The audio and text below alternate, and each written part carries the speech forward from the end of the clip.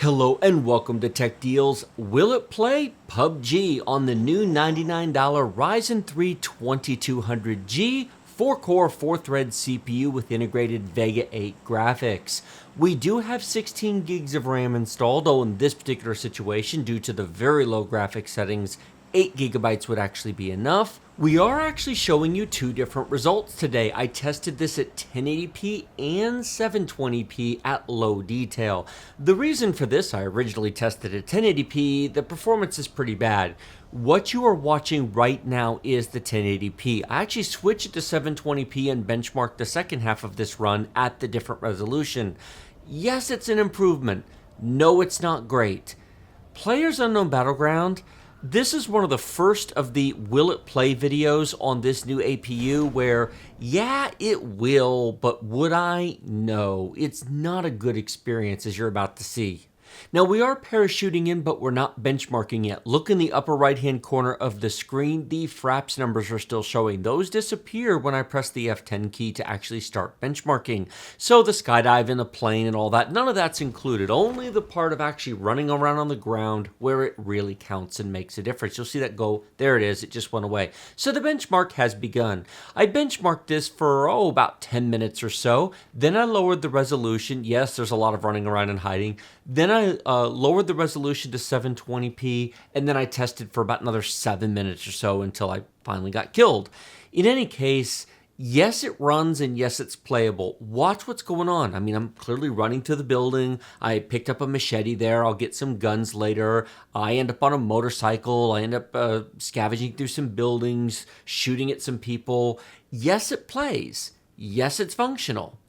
It's very laggy and, shall we say, not a good experience. Now, some of that, to be sure, is PlayerUnknown's Battleground in general, because this game is, shall we say, not the most optimized. If you're familiar with it, you know that it's just not a great experience in general. Part of it's the game's fault. But for what it's worth, I've played this game on a variety of computers. Some do play this game better than this. I've had better experiences. Now, I personally am not a huge fan of this game, so when you watch my gameplay and you see how terrible I am, keep in mind that it's really not my cup of tea, but I benchmark it because many of you want to see it, so I certainly try my best. The delay between pressing the keys and having your character move, the lack of smoothness with the mouse, I'm trying to think of a good way to put it. It's not stutter, but when you move the mouse, it skips between steps. And then sometimes the mouse is not as responsive as it should be. You move the mouse and it moves a little bit, but not as much as you expected it to. So the controls feel very clunky, like, maybe you're tired and you've simply been awake too long and you move the controls around and the character kind of, sort of, mostly does what you want it to do. Now, I understand that the game itself is not that well optimized, and many people would say, haven't you played PUBG before? It's terrible. Well, yes, but I've played it on better hardware, and it's not this bad. You're watching a video, so of course you can't experience what I experience when I play it. The best thing I could say is that if you really want to play this game, you need a dedicated graphics card. You really do. Now, I will retest this on the Ryzen 5 with the Vega 11. Now, it does have more shaders, more cores. It is clocked faster at 1250 megahertz, and yes, you can overclock this to some extent as well, but raising the clock speed of Vega 8 from 1100 to 1300 isn't going to suddenly fix the clock. You're not going to get double the frames. You might maybe get, 3, maybe 4 more frames per second. Is going from 26 to 30 really going to change the outcome of the game? I don't think so. Now, will Vega 11 do better? Oh, sure, it's got a little bit more. It's clocked higher. It might go as high as 35 frames per second, maybe 40. But that's assuming that you're just running around out here in the middle of nowhere doing nothing. Let me make that point perfectly clear. Look where I'm at. I'm getting 23 frames per second, and there's no one around and there's nothing happening. I am in the desert. There is no vegetation. There are no cities and buildings. There's no combat going on. Put all that into play, it's not going to get better. So, yeah, this is pretty much what you can expect. Enough of this. Let's switch to 720p. We are now playing at 720p. Notice how much larger the real-time MSI Afterburner numbers are? That's because I did not actually resize the size of the numbers, and because they're resolution dependent, when you lower the resolution, all of the numbers get bigger. So it's a clear, easy way to determine that you're running at a different resolution. Now, when I do 1440p and 4K, I actually manually increase the size because if you leave them at the 1080p size, they're so small you can barely read them. But I went ahead and left them this way so that you could clearly and obviously see the difference. 720p is 1 million pixels. 1080p is 2 million pixels. So our graphics chip is now having to draw half the number of pixels it was having to draw before. Notice the frame rate has dramatically or at least somewhat improved. We are now getting 40 frames per second instead of the 25 that we were getting before. It doesn't quite scale linearly, it doesn't double. So the frame rate has improved, but again, nothing's going on. And of course, the resolution of the detail is basically as far as it will go at this point. We are now cutting ahead to later in the replay, not very much later, but just a bit later, where I found a vehicle and I went driving around. Random side note, one of my complaints with this game, and several people have commented to me, well, you just haven't gotten into it, or you need to do it with a group, and that's fine, I understand. The map is too big. There are all these empty spaces for the size of the terrain, which is cool. There should be 1,000 people in this competition, and of course, obviously, the game engine wouldn't handle that, but I drive around for a considerable length of time and nobody even shoots at me, much less actually hits me. Eventually they do, but it takes a large, I want to say I drove around for 7 minutes.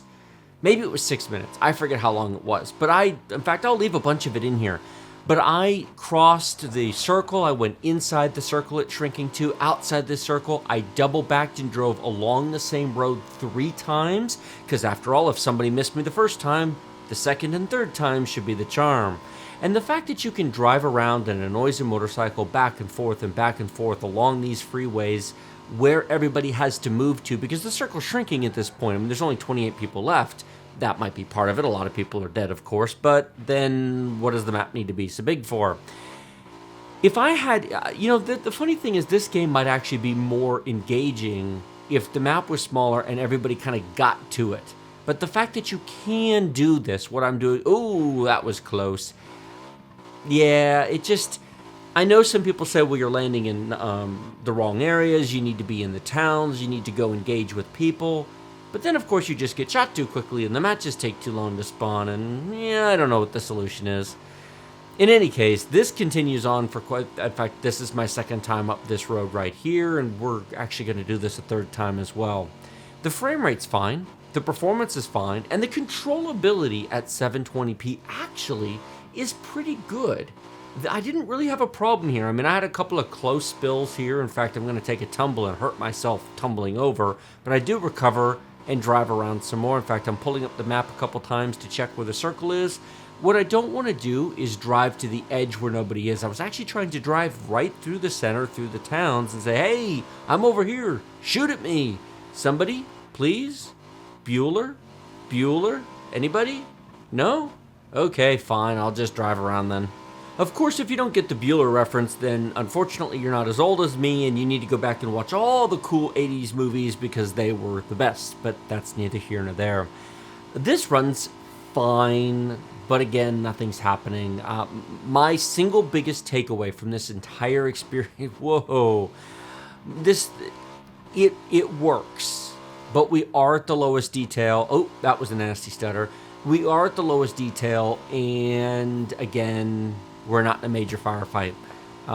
Those of you who play this game regularly or who are familiar with this game and familiar with intense firefights early in the battle in the cities with everybody dropping on top of each other should be able to take this video and go, that's how it's going to play in my way, and yeah, I need a dedicated graphics card.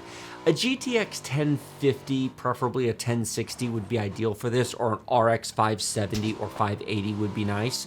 Unfortunately, in February of 2018, when I'm recording this, you can't buy one. They don't really, I mean, yes, you can, but not for what they should cost.